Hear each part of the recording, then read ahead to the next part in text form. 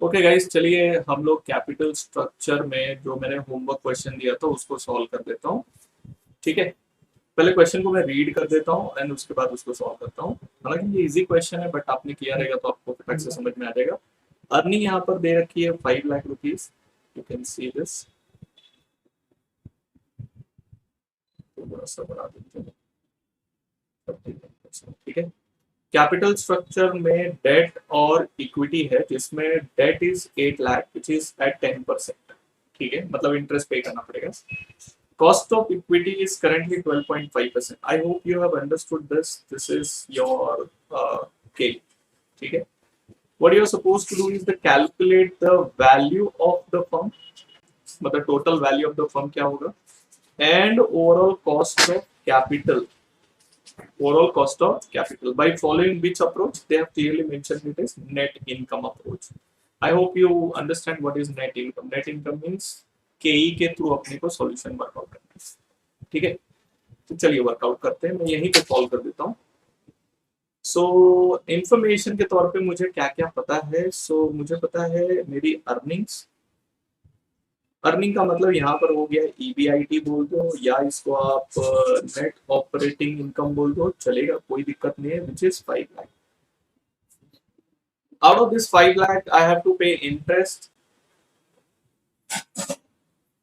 जो मेरे हिसाब से 8 लाख पे 10% पे करेंगे। 10% पे करते हैं, चलो। अराउंड 80,000 रुपीज आपको इंटरेस्ट पे करना पड़ेगा, correct. You will be left with 4,20,000 जो इक्विटी का होगा। इसको हम लोग टेक्निकली क्या बोलते हैं, एन आई, और you can call it net income.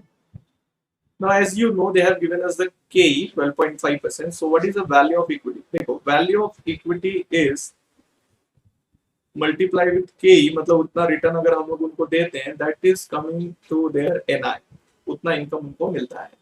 अब हमें ऑलरेडी हम लोग ने किया, यहाँ पे लिखा हुआ के अपने को दिया है 12.5% और नेट इनकम दिया है 4,20,000। हम आराम से वैल्यू ऑफ इक्विटी निकाल सकते हैं। Value of equity will be somewhere, let me use the calculator. ठीक है, oops,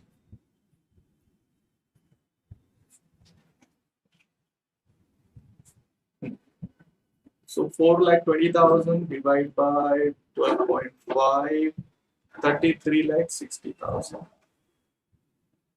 बेटा ये 33,60,000 क्या आया, वैल्यू ऑफ इक्विटी आया। Now as you know value of equity अपने को 33,60,000 दिया है।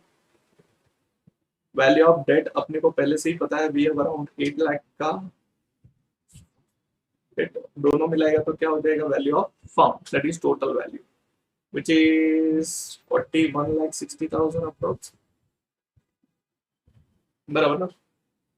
उन्होंने पहला जो क्वेश्चन अपने को पूछा था वैल्यू ऑफ फर्म कितना, तो value of firm is 41,60,000 that we calculated. Now they are asking what is a K O. K O का सिंपल फंडा यही रहेगा कि NOI that is total earning divide by total value.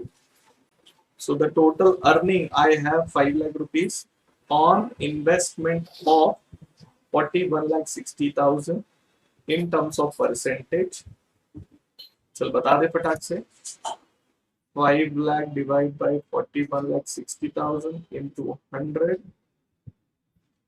12.019% per annum is your KO। That's it. This was the homework question। ये answer निकालना था, ये निकालना था, बात खत्म। इजी, ठीक है। ऐसे टाइप के क्वेश्चन 4 मार्क्स को पूछे जाते हैं, मतलब आपको फटाफट कैलकुलेट करना है, इसमें सोचना नहीं है। फंडामेंटली स्ट्रॉन्ग रहोगे तो आपको दिक्कत नहीं आनी चाहिए। And I had given you the homework text book, पुरानी ओल्ड बुक में क्वेश्चन नंबर 9 है, अभी इसको अलग करके होमवर्क सेक्शन में डाल दिया। पुरानी बुक में क्वेश्चन नंबर 10 आपका ये वाला क्वेश्चन है, एमएम अप्रोच वाला। हमें ये भी सॉल्व करना है, will be solving this one.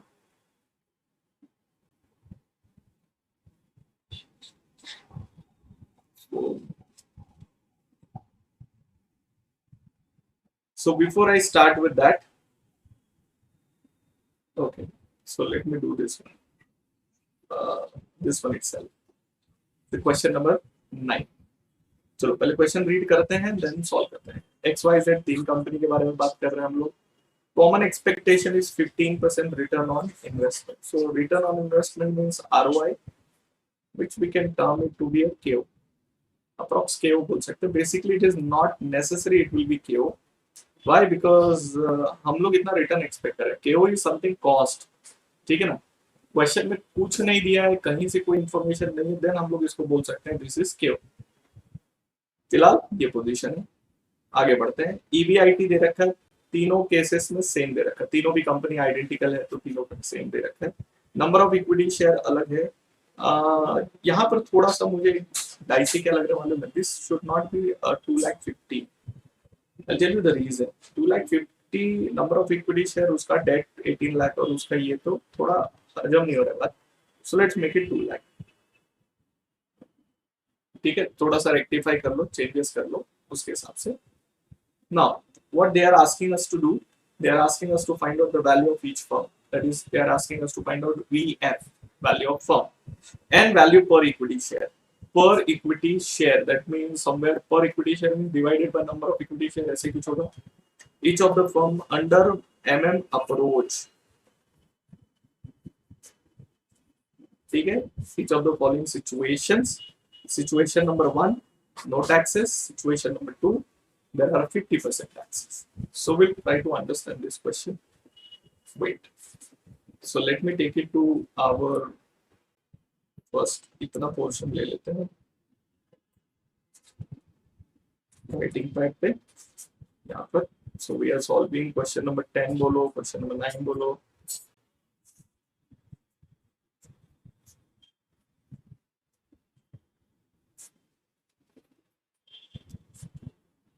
Question number 10, ठीक है, पेस्ट भी कर देता हूँ।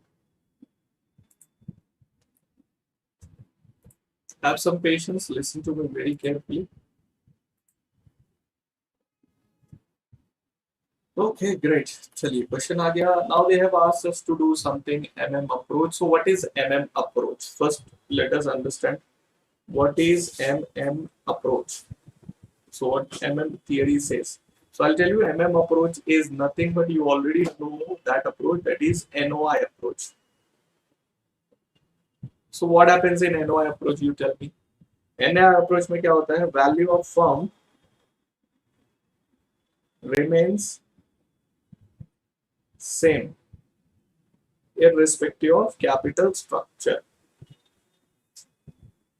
Capital structure तो भूल गया रहेगा तो याद दिलाने के लिए लिख दिया मैंने।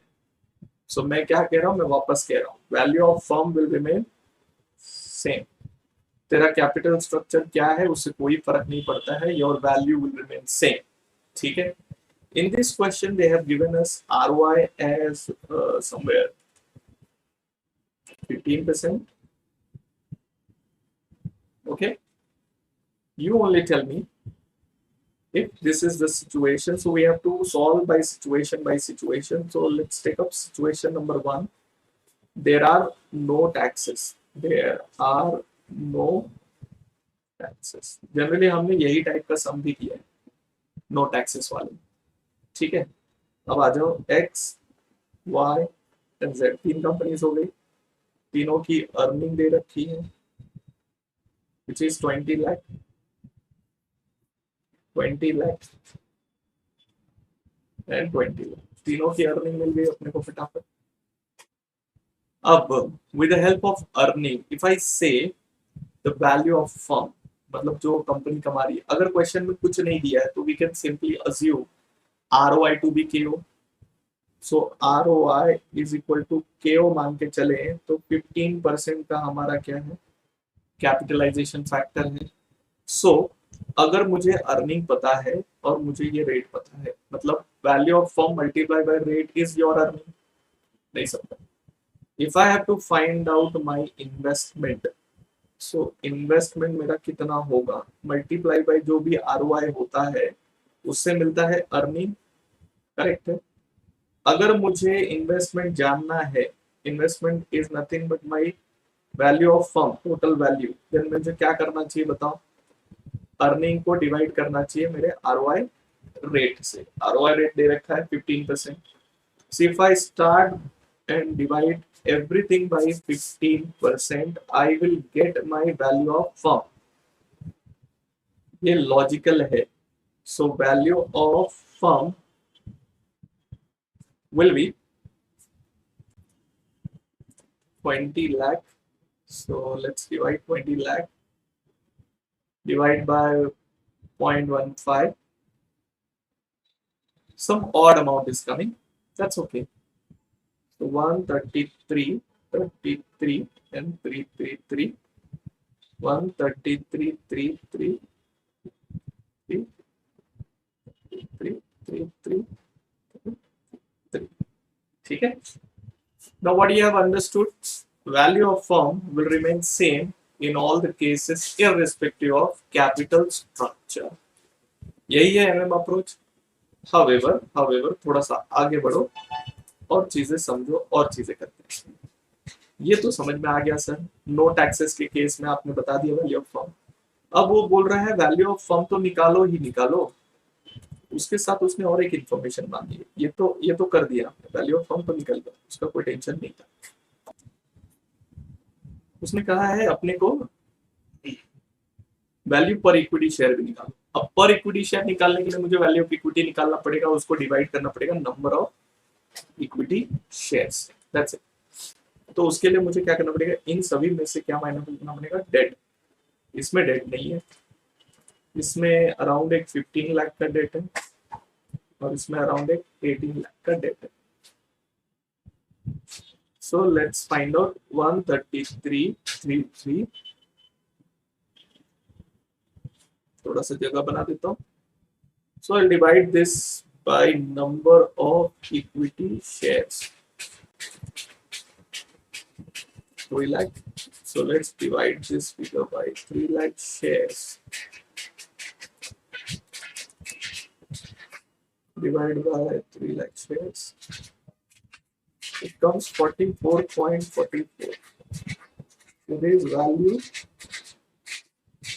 per equity share. That is the value per equity share. बस यही कैलकुलेट करना। सिमिलर वे यहाँ पर थोड़ा सा कम हो जाएगा, 133.33 minus 15 lakh. So 118.33 and 33 divide by number of equity share, which is 2,50,000 shares. Let's divide this. Divide by 2,50,000 shares comes to 47.33. I hope it's clear. And this one 18 lakh, चलो इसको भी कर देते फटाफट। 133.33 minus 18 lakh. Oops, wrong again. अच्छी कैलसी होना बहुत जरूरी है।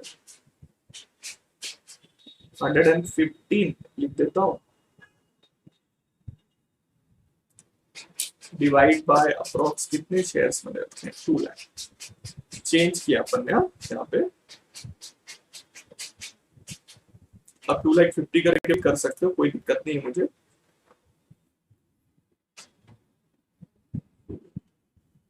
$57.66 पर शेयर। सो यहाँ पर देखोगे तो पर शेयर यहाँ पे ज्यादा आ रहा है। क्यों पर शेयर ज्यादा आ रहा है? बिकॉज यहाँ पर वैल्यू ऑफ डेट हमारा उतना ही है, तो उसके हिसाब से पर शेयर ज्यादा आ रहा है। That's okay. This is the part 1, situation 1 of MM approach. So did you understand the MM approach? इसमें कुछ था नहीं ऐसा करने जैसा। Now if I have to do a situation 2 where taxes are 50%, then what will happen? Situation 2, there are 50% taxes. अब एक चीज समझो, जब MM ने थियरी बनाई थी उन्होंने टैक्सेस को 0 पकड़ा था, टैक्सेस को नहीं लेके पकड़ा था। क्योंकि टैक्स नहीं लेंगे तो ये सारी चीजें होती है, ये सारी हरकतें होती है। अगर टैक्स लेंगे तो ऑब्वियसली आपको टैक्स का बेनिफिट मिलना चाहिए। So what, there is a modified MM approach हो जाएगा। क्या हो जाएगा बेटा? Modified MM approach. देखो एमएम ने जो बोला है वो राइट है। एमएम ने जो बोला है टैक्सेस नहीं होते, मतलब टैक्स बेनिफिट नहीं होना चाहिए इंटरेस्ट का, तो ये चीज वर्कआउट करेगी। तो एमएम की थियरी के हिसाब से द वैल्यू ऑफ फर्म जिसने डेट नहीं लिया, विदाउट डेट, उसका वैल्यू ऑफ फर्म क्या रहेगा, सेम ही रहने वाला है, right. Firm will B same, normal जैसे आप करते हो वैसे ही आपको करना है। लेकिन अगर किसी फर्म ने डेट लिया, value of firm with debt, तो ऐसे केस में क्या होगा पता है, जो वैल्यू ये है, ये वैल्यू है, वो तो वैल्यू मिलेगा। फर्म जो विदाउट डेट वाला जो वैल्यू था वो तो सेम रहने वाला हर कंपनी में, वो रहेगा ही, प्लस, बस ये प्लस ध्यान दो, plus tax benefit of debt, ये एडिशन हो जाता है, this becomes extra. So the value of firm with debt, this part become extra. Let's solve the situation now, situation 2, to understand in a better way. So हम निकालेंगे value of firm only with 50% tax rate being there, ठीक है, tax rate है वैसे। अब देखो situation वैसी ही है मेरी, एक्स वाई जेड तीन कंपनीज है, अर्निंग दे रखी है मुझे, so let me write the earnings. So earning कितनी रहेगी, अर्निंग में थोड़ी चेंजेस होने वाला, earning will remain 20 lakhs only, वो तो दिया ही है क्वेश्चन में। So let me write 20 lakhs in all three cases. So ये रहा 20 lakhs लिख दिया। Now interest on debt, sir ये क्यों कर रहे हो आप, तो एनओआई अप्रोच में ये नहीं करते, हाँ बिल्कुल नहीं करता, बट जस्ट मैं आपको बता रहा हूँ कुछ चीज़ वो समझ लो। ये डेट में कुछ नहीं है, इसमें डेट में है कुछ ना कुछ, उसमें भी होगा, ठीक है। Then you will get earning before tax, that will remain 20 lakhs only, correct है। उसके बाद I will have to pay taxes, ये टैक्स है ना इसकी वजह से कर रहा हूं मैं। सो ये 10 लाख हो गया। अब बचा कितना, 10 लाख। बताओ ये 10 लाख किसको जाएगा, this will go to profit after tax, correct है। इसको आप एनआई भी बोल सकते हो, ये तो पता है अपने को। अब जरा इतने पार्ट को देखो और मुझे एक बात बताओ, मुझे क्वेश्चन में और क्या दिया है, अगर मुझे निकालना है वैल्यू ऑफ फर्म, तो मैं कैसे निकालता हूँ, multiply by K O is equal to, और आर ओ आई जो भी आप बोल दो, is equal to earning, correct है। अभी तक जो अर्निंग मैं ले रहा था, अभी तक जो भी मैं अर्निंग लेता था, मैं अर्निंग ये लेता था, करेक्ट है। लेकिन कहीं ना कहीं तो मुझे टैक्सेस भी तो भरने हैं, 10 लाख रुपए, वो तो आप देख ही सकते हो, मतलब अर्निंग मेरे हाथ में 10 लाख नहीं होने वाली। सो मुझे पोस्ट टैक्स अर्निंग लेनी है, क्या लेना बेटा, पोस्ट टैक्स अर्निंग लेनी। तो यहां पर earning post tax will be 10 lakh only. So what I am going to take is post tax earning, पहले टैक्स रेट नहीं था, समझो ये चीज, under NOI approach tax was not there, so this is modified M M approach और modified NOI approach, जो यहां पर मैंने लिखा है ना मॉडिफाइड या modified approach. Post tax earning लेनी पड़ेगी बिकॉज टैक्स तो मुझे भरना है। सो पोस्ट टैक्स अर्निंग की अगर मैं बात करूं तो इट विल बी 10 लाख। अब आप बोल सकते हो कि सर ये जो आप 10 लाख लिख रहे हो ये तो इसका है, एनआई का है, तो ये काइंड ऑफ एनआई अप्रोच हो रहा है, काइंड ऑफ हो रहा है, but it is not NI approach, understand. इस केस में ये आ रहा है post tax earning, next case में कुछ अलग अलग आ सकता है, बट यहाँ पर एक चीज समझने जैसी ये है कि मेरी जो पोस्ट टैक्स अर्निंग है वो 10 लाख है। अब मेरा जो केओ है, केओ जिसके दम पे मैंने ये कैलकुलेशन कर रहा हूँ मैं पूरा, so what is my K O, K O is given to me is 15%, तो हम पकड़ के चल रहे हैं कि 15% is my this thing return 15%। तो what will be my value of firm, so value of firm will be 10 lakh divide by 15%, कितना आता है,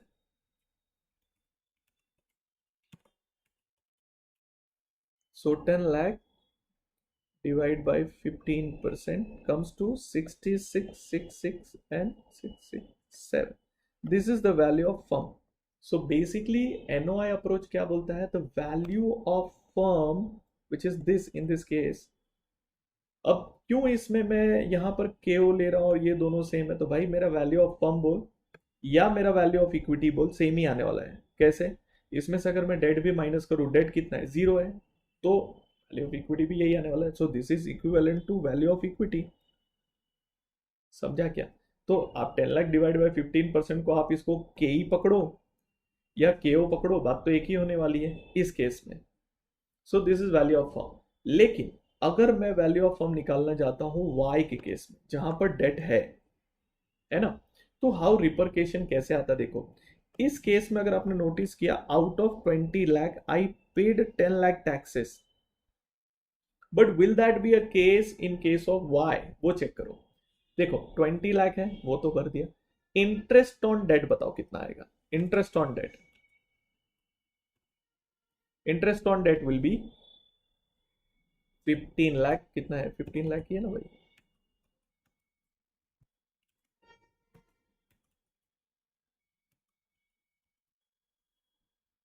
हाँ 15 लाख का 12%। सो 15 लाख का 12% कितना आता है? 15 लाख 12% कम्स 1,80,000 रुपीज मेरा इंटरेस्ट माइनस हो जाएगा। So out of 20 lakh 1,80,000 minus कर दो, 18,20,000 आया। अब टैक्स भरो 18,20,000 पे इंटू 0.5, दैट कम्स 9,10,000। 9,10,000 बच जाएगा। अब मुझे बताओ, out of 20 lakh how much tax you are paying? You are paying 9,10,000। So कहीं ना कहीं your earning has change, the post tax earning has change, rates and everything I am keeping same. So इसको समझने का कोशिश ऐसे करो, हमें फॉलो तो एनओआई अप्रोच ही करना है, because that is what the MM says. NOI approach के हिसाब से the value of firm will remain same irrespective of which structure you are using. So the value of firm should remain 666667। ये रहना ही है, ये तो मिलना ही है बेनिफिट मुझे, इसमें कोई डाउट ही नहीं है, बिकॉज मेरा जो अर्निंग है वो 20 लाख से, इधर भी 20 लाख है। However, I am able to save my taxes. वो जो पैसा बचा पा रहे हो ना, उससे आपका वैल्यू बढ़ेगा। समझो आप ये चीज, कमाई दोनों में सेम है, टैक्सेस जो भर रहे हो उसमें डिफरेंसेस आ रहे हैं। नहीं समझा? Earning in both cases is 20 and 20 lakh only. However, when I am paying the taxes, I am paying 90,000 less. So because of which, so tax benefit add होता है on debt। अगर डेट है तो tax benefit मिलेगा, that is what the addition will be there. वो addition करोगे तो आपको मिल जाएगा वैल्यू ऑफ फर्म। तो ये जो वैल्यू ऑफ फर्म निकाला, ये विदाउट टैक्स विदाउट डेट है, नो डेट्स डेट्स वाला, ये सबको मिलना चाहिए। ये जो मैंने निकाला विथ डेट वाला है, ये जिसका डेट रहेगा उसको मिलेगा। कितना डेट रहेगा उसके ऊपर डिसाइड करेंगे हम लोग कितना वैल्यू ऑफ फर्म आएगा। अब जैसे इस केस में डेट इज शॉर्टकट वे कैसे कैलकुलेट करने का, सिंपली क्या करने का, डेट लेने का 15 लाख, तो 15 लाख मल्टीप्लाई बाय क्या लेने का बेटा, टैक्स रेट, जो भी रेट है अभी 50% है, सो आई एम टेकिंग 50%। सो 15 लाख का 50% that is 7,50,000 will be your value of debt over a period of time. So I am taking this value or tax benefit on debt over a life। जब तक date होगा तब तक ये benefit मिलेगा। तो आपका वैल्यू ऑफ फर्म कितना हो गया? In this case 66,66,667 plus 7,50,000। So this comes 74,16,667। ये हो गया value of firm with debt. मतलब ये जो कंपनी है वाई, वाई का अगर मुझे वैल्यू ऑफ फर्म बताना है, it will be little higher because of tax benefit. Now I'll tell you the logic why I did this, why I take the value of debt and multiply by the tax rate. Logic समझा देता हूँ, use करना है करो, उसको नहीं भी use करोगे तो भी चलेगा, डायरेक्टली शॉर्टकट भी यूज कर सकते हो, this is one way. And if you understand the logic, how much taxes I am saving, how much taxes, तो 10 लाख पे 1910 भर रहा हूँ, मतलब 90,000 आई एम सेविंग.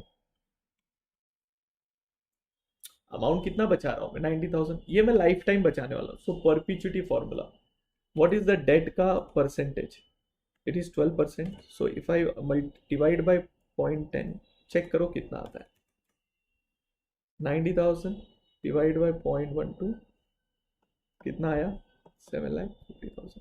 ये पूरा लाइफ टाइम में बचा पाऊंगा, वही लिया मैंने. बट वो लॉजिक अगर आपको वो नहीं चाहिए ना, ये नहीं चाहिए ना, ये मत यूज करो.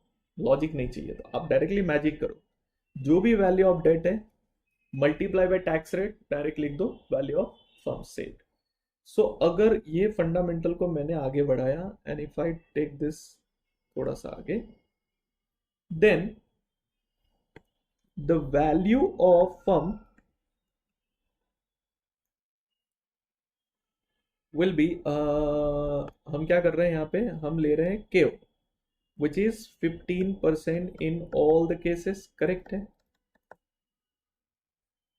एंड उस थियरी के हिसाब से वैल्यू ऑफ फर्म आता है 66, 66, 667, 15% ही लिया ना बेटा, हाँ. इसका भी वही आएगा और इसका भी वही आएगा,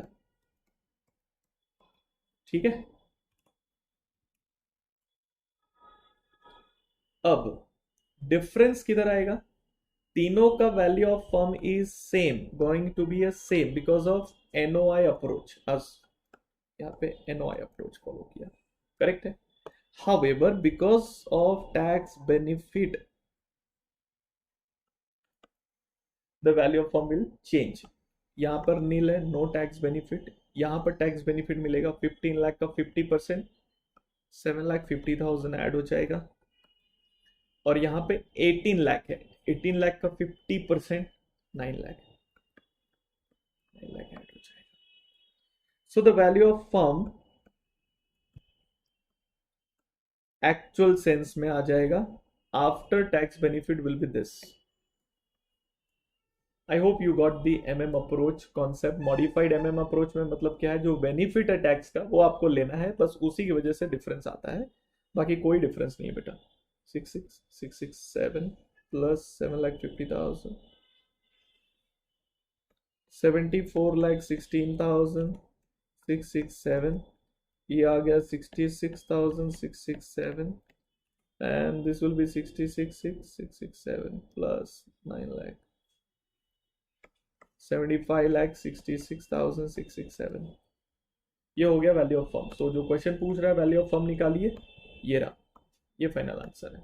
सो ये कौन सा है, कॉन्सेप्ट के हिसाब से अनलीवर्ड कंपनी के सभी में अगर डेट नहीं होता और टैक्स रेट नहीं होता तो यही आता, टैक्स रेट होने की वजह से ये फर्क पड़ा.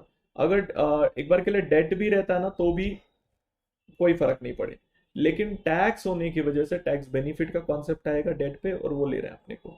अब ये निकाल लिया, अब मुझे वैल्यू ऑफ फर्म के साथ वैल्यू ऑफ इक्विटी पर शेयर भी निकालना है ना, तो वो कैसे करेंगे, इसमें से सब में से डेट माइनस कर दो, इसमें तो है ही नहीं, इसमें है ना 15 लाख का डेट है, टोटल डेट है, इसमें 18 लाख का डेट है. चलो फटाफट माइनस कर देते हैं. If you minus you get value of equity 66,667 divided by number of equity shares, 3 lakh shares, you get value per share, पर इक्विटी शेयर बोलो या पर शेयर बोलो. और ये 75,6 लास्ट वाले को पहले कर देता हूँ, 18 लाख डेट है वहाँ पे, 57,66,667 divide by 2 lakh shares,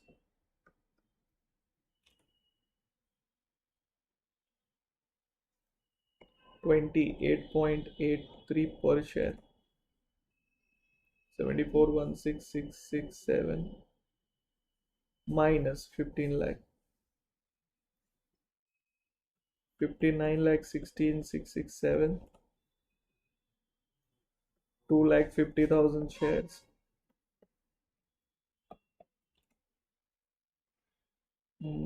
divide by 2 lakh 50,000 shares, चलो 23.67 approx, and 66,67 divided by 3 lakh shares, 22.22 per share. So this is the final answer. Okay. So what you have understood in this entire concept is that because of the there is no change. It is because of the tax. You are saving on, taxes because of debt in your capital structure, and to that extent interest is allowed as expenditure. Your profit get reduced and उसकी वजह से कम tax भरना पड़ता है.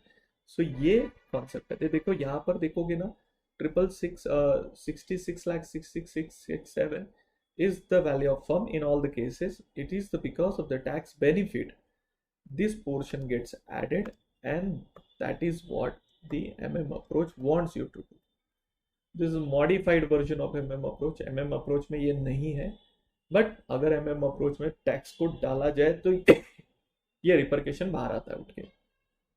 Is this understood logically, conceptually, everything? तो ये situation 2 थी बेटा. So under situation 2 value of firm with 50% tax rate में हमने सम को सॉल्व किया. ओके, इसको कॉपी कर लो.